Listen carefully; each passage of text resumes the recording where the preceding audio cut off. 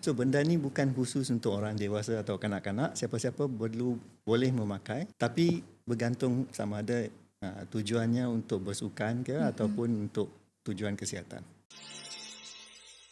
Nak tahulah doktor, siapa sebenarnya golongan-golongan orang yang supposed to be untuk pakai kasut ortotik ni?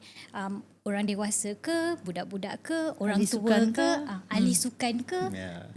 Okey, lagi sekali ni bergantung kepada apa sebab kita nak pakai. Alright? So dia tidak khusus untuk umur. Kadang-kadang kanak-kanak baru lahir pun kadang-kadang ada juga yang perlu pakai ortotik ni.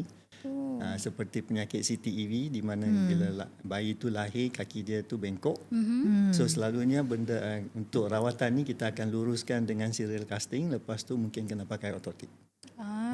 So benda ni bukan khusus untuk orang dewasa atau kanak-kanak, siapa-siapa boleh memakai, tapi bergantung mengapa perlu.